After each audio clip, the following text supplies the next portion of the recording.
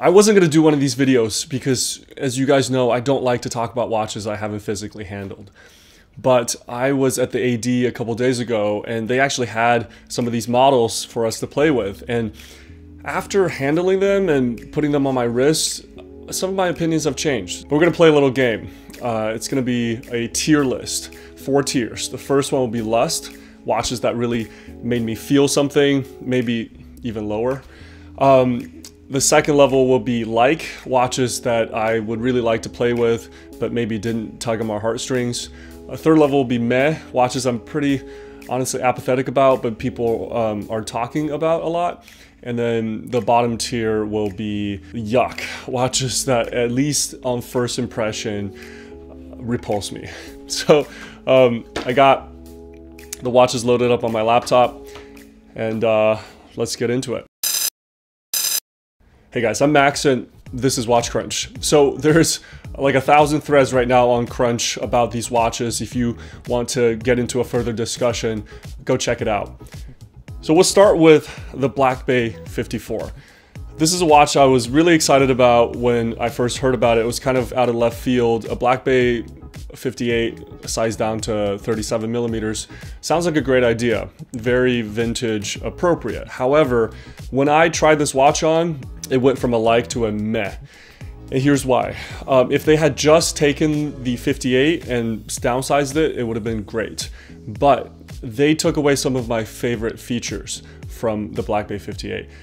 Things like the coin edge bezel, the big crown, the red triangle at 12, and the gilt accents on the bezel. And so it felt like a little bit sterile to me. The dial was actually this kind of sunburst iridescent finish, and you can see them doing that to maybe appeal to more of a female audience.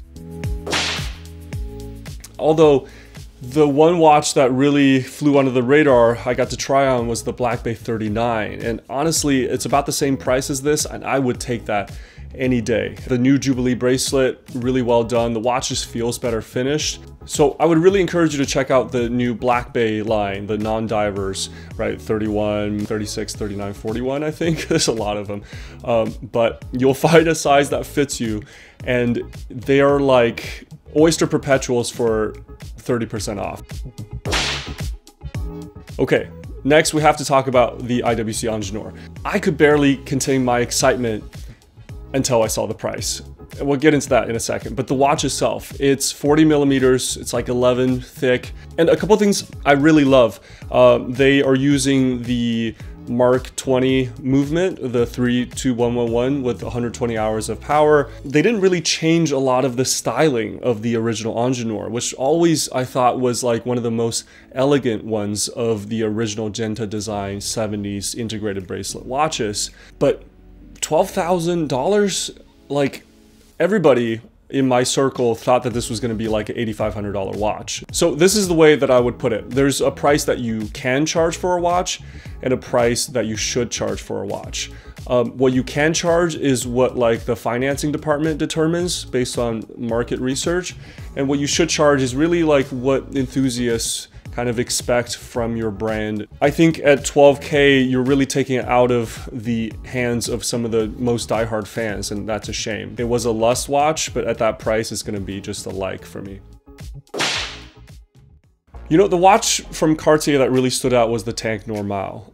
This is called Normal because it has the most fidelity to the very original Cartier tanks. I love just how kind of squat and square this watch looks. It looks like they didn't try to overly refine it, right? It has some of that blockiness that we love about Cartier. Styled after a World War II Renault tank, and the finishing is this kind of satin finish. Just a gorgeously designed watch. I would love if they would come out with a version where the hour hand has that like empty lollipop. I think that was on the original tank, and that would just take it up to the next notch for me. The watch from Chopard that really struck me was the 1860, the dress watch, 36.5 millimeters, really well proportioned. It was like a salmon dial. That might be like my grail dress watch right now. Okay, it's time to talk about Rolex. Let's start with the Yachtmaster in titanium. You know, one of the things I really like about my vintage sub is that the bezel has kind of faded and it's become matte. And I've always loved the Yachtmaster with the sort of the sandblasted finish on the bezel. But 42 millimeters is just too big for me. If this was down, you know, near 40, I think I would really love it. The one from Rolex that really struck me, it was kind of a surprise to everyone, was the 1908. A replacement to the Cellini, and I think a well-deserved one. You know, the Cellini never struck a nerve, I think, because it didn't really have like a signature style. The dial was always just like a little bit busy, but busy in like an old-fashioned way. And I think that like the 1908 really strikes a good balance between like that old school aristocratic dress watch look, but with elements of modernity. You get the 9, 12, and 3, almost like the 369 on the Explorer. It's got that stylized empty lollipop hour hand, so it's distinct from just your typical Rolex sports watch hands. But it's super thin, it's 39 millimeters, it has that beautiful movement, and finally, display case backs, right? Finally, we get to see these beautiful movements that Rolex makes. The case profile from the side, you get that coin edge from both the top and the bottom, so there's a really nice balance to this watch. Now we get to the elephant in the room, the Rolex Celebration, and I'm gonna put the Celebration OP and the puzzle piece Day-Date in the same category because they both confuse the hell out of me. You know, we always criticize Rolex for being old-fashioned, slow to innovate. They're like, oh, we're just gonna shave down the lugs a little bit this year, or we're gonna, you know, tweak the bracelet a little bit. But it's almost like they heard our complaints and they were like, what's the craziest thing that we could do? But the problem is, this is like your grandpa doing a TikTok dance. You're like, just stop before you break a hip or something. This is not timeless. This is a meme. Along the same vein, Oris did a Kermit Frog Pro Pilot X.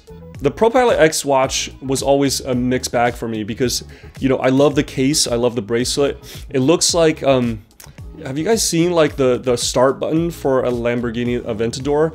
It's all like angular and it looks like it came out of a spaceship. Like that's what this reminds me of. So very, very sporty case.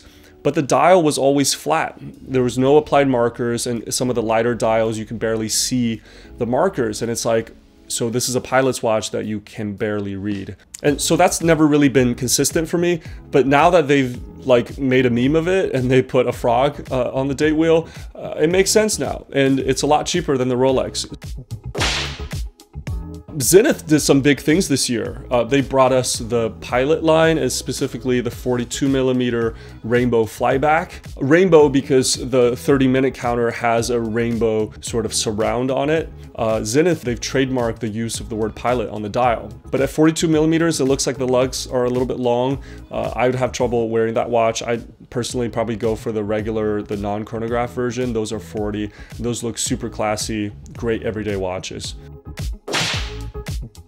Grand Seiko gave us a first chronograph for them, the Tentograph, and I think it's called that because it runs at 10 beats per second, so high beat movement. It is a big watch, like 43 plus millimeters.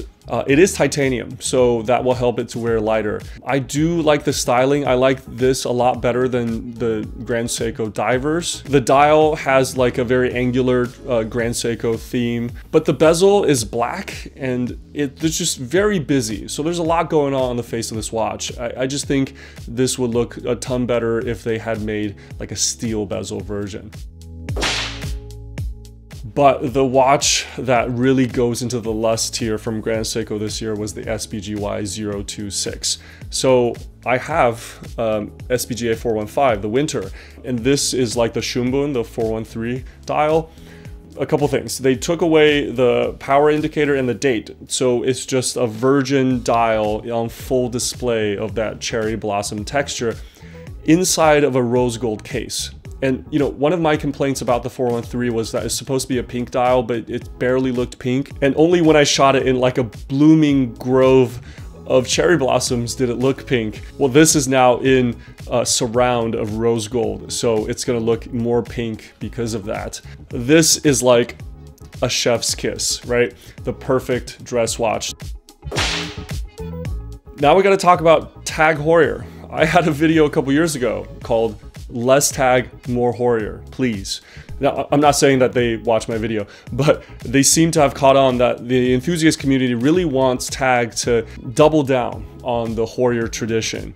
And what they've done is they've taken the 2447 chronographs, some of my favorite watches, period, vintage wise, and they just like upscaled it. So the 60th anniversary Panda edition was one of these beauties. It looks like a spitting image of the original. And then the reverse Panda they did in this glass box configuration where you get this crystal that really wraps around the entire top of the case. And then the tachymeter kind of slopes down underneath the crystal. But all 39 millimeters, so very wearable watches. The one watch I really wanted Tudor to release was a blue Pelagos 39. Please don't make it too shiny. But that's all for me, guys. Come check out watchcrunch.com where we can have a deeper discussion about these watches. I'll put a link in the pinned comments below. Wear what you like. I'll see you in the next one.